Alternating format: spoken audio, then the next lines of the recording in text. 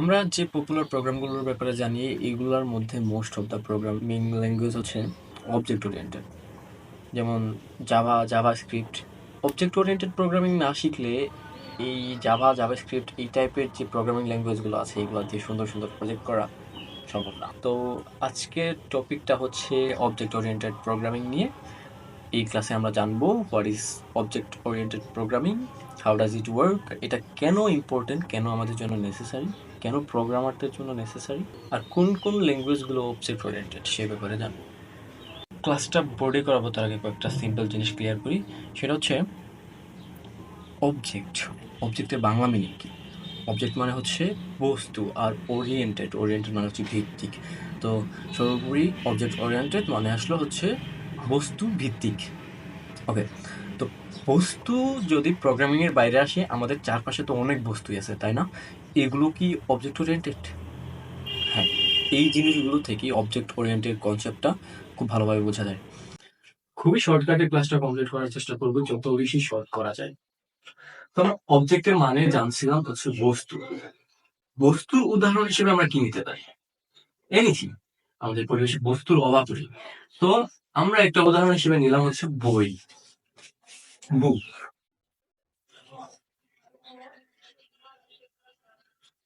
তো আমরা দেখি বইয়ের বিন্যাসটা কিভাবে হয়। যদি আমি আপনার সাথে বইয়ের ব্যাপারে আলাপ করি, তো শুরুতে আপনি যে জিনিসটা আমাকে জিজ্ঞেস করবেন সেটা হচ্ছে বইটা কি বা কিসের বই, মানে বইয়ের নামটা জিজ্ঞেস করবেন। নেম, বইয়ের নামটা জিজ্ঞেস করবেন। তো এরপর যদি বইয়ের ভেতরের বিষয়গুলো আমরা আলাপ করি, তো বইয়ের শুরুতে কি থাকে?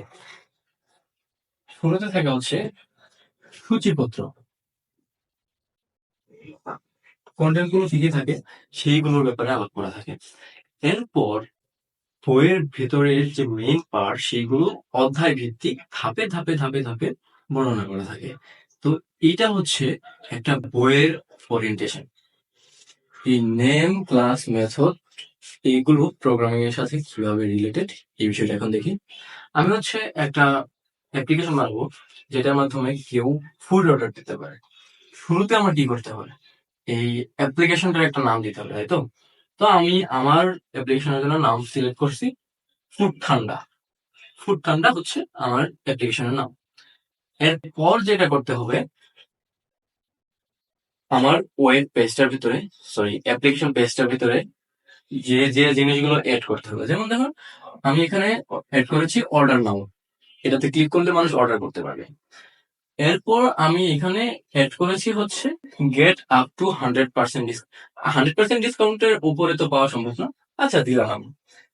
এরপর আরেকটা জিনিস এড করছি, সেটা হচ্ছে ভিজিট স্টোর, যেখানে ঢুকলে মানুষ আমার ভেতরে যে স্টোর গুলো আছে সেই স্টোর গুলো ভিজিট করতে পারবে। আচ্ছা, বইয়ের ক্ষেত্রে আরেকটা জিনিস যেটা ক্লিয়ার করা উচিত, আমরা অবজেক্ট যদি বই নেই, বুক নেই, এই ক্ষেত্রে ক্লাস কি ছিল? ক্লাস হচ্ছে, বইটা অনেক ধরনের হতে পারে, ফিজিক্স হইতে পারে, কেমিস্ট্রি হইতে পারে। ধরলাম ফিজিক্স বুক, ধরলাম ফিজিক্স বুক। ফিজিক্স হচ্ছে বুক এর ক্লাস। আর এর প্রপার্টিস কি? এর প্রপার্টিস হচ্ছে এই বইটার ভিতরে যে জিনিসগুলো এড আছে, যে কনসেপ্ট গুলো এড আছে, সেটা হচ্ছে এর প্রপার্টিস। তো আমরা এখন দেখবো অবজেক্ট ওরিয়েন্টেড প্রোগ্রামিং এ এই কনসেপ্টটা কিভাবে কাজ করে। তো সেখানে আমরা পেয়েছিলাম ক্লাস, অবজেক্টের একটা নাম পেয়েছিলাম, মেথড পেয়েছিলাম। তো এখানে দেখবো আমাদের যে অ্যাপ্লিকেশনটা আছে, এই অ্যাপ্লিকেশনটার একটা নাম আছে। এই নামটা কিসের নাম? অ্যাপ্লিকেশনটা তো অবশ্যই একটা অবজেক্ট।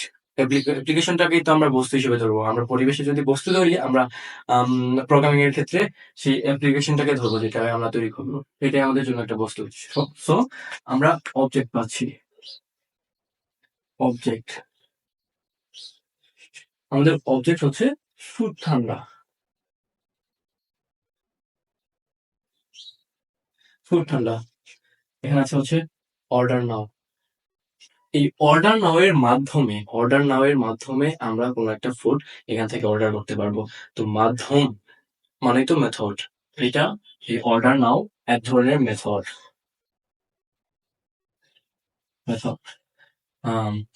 অর্ডার মেথড আরো অনেক কিছু মেথড হতে পারে, যেমন যদি আমরা অর্ডার ক্যান্সেল করি তাহলে কোনো একটা ক্যান্সেল বাটন এড করলাম, এটাও একটা মেথড। তো আমরা সেম জিনিসগুলোই এই অ্যাপ্লিকেশনের ক্ষেত্রেও পাচ্ছি।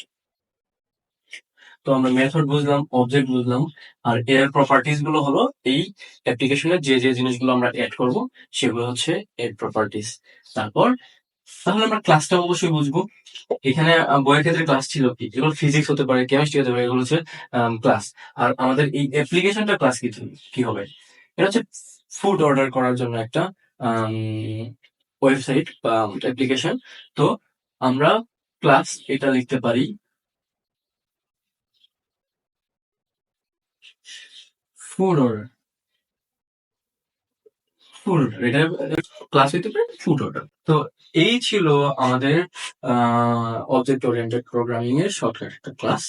আশা করি আপনার ক্লাস, মেথড, অবজেক্ট এগুলো কিভাবে কাজ করে এই জিনিসগুলো ভালোভাবে বুঝতে পারছেন।